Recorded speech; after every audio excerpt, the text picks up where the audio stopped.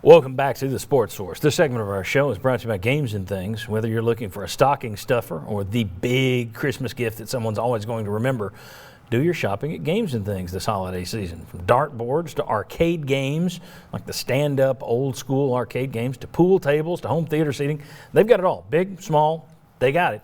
Games and Things. You can also see them at ourgameroom.com. Visit them this week. Let's quickly look at the SEC scoreboard from this past Saturday. The teams that have the asterisk beside them are still technically on Tennessee's schedule. We don't know when for Texas A&M and Vanderbilt, but Florida with the win over Kentucky kind of sleptwalked through the first half. Alabama whips up on Auburn with Nick Saban watching at home. Texas A&M, against LSU. LSU got a touchdown in the last minute. Georgia, they found their quarterback down there in JT Daniels.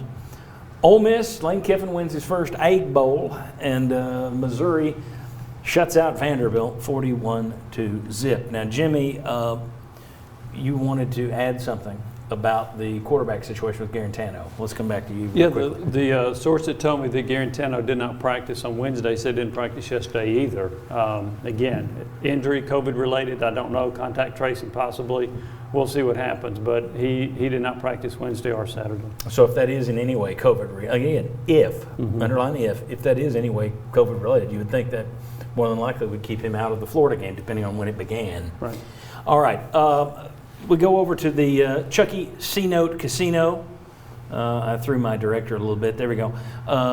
They believe that the Vols will lose this game, and they set the line at 23.5 for Florida. All right. Now, Jimmy, you have $700 to wager. You are $100 behind Will Overstreet in our standings. Florida by 23.5. Which way are you going? It's I'm going to go with Florida. They have such a prolific offense. I see them scoring well into the 40s against Tennessee. I don't see Tennessee's offense doing very well, in particular with their situation at quarterback right now. I'm going to take Florida and put 200. 200. All right. I only have $300 to wager total. I'm going to take Florida. I don't want to be the first man out of our competition.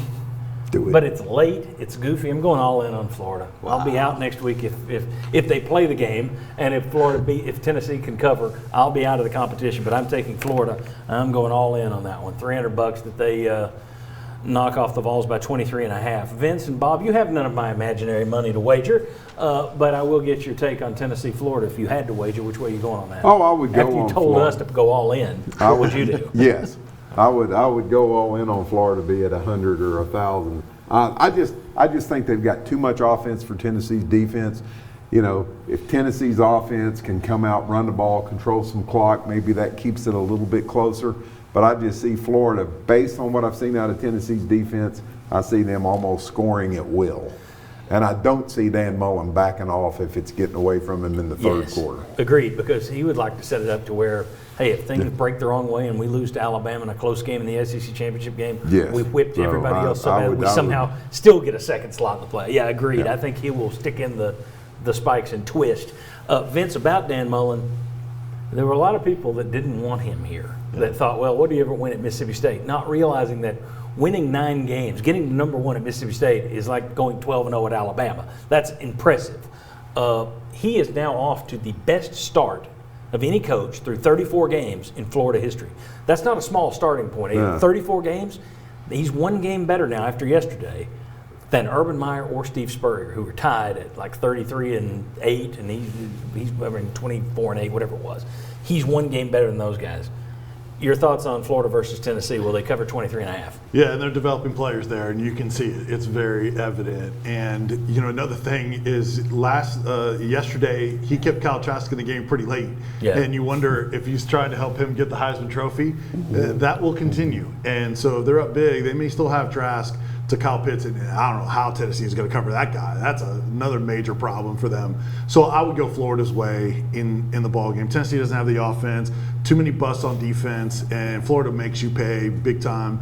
Plus, Jeremy Pruitt 0-8 against Alabama, Florida, and Georgia. The average score in that game 43-15. Tennessee has 12 of Pruitt's 17 losses have been by 21 points or more. I know the line's at 23.5 from Chucky C-Note, but I'm going Florida for a myriad of reasons. 14 of his 17 losses have been by double digits, period. Right. 12 by 21. It's unbelievable. All right. Thank you very much. Bob, you're going to go watch the Vikings, and we're going to put Mark Pankratz in that seat and talk a little basketball next. Thanks for joining us. Sanitize it. We will.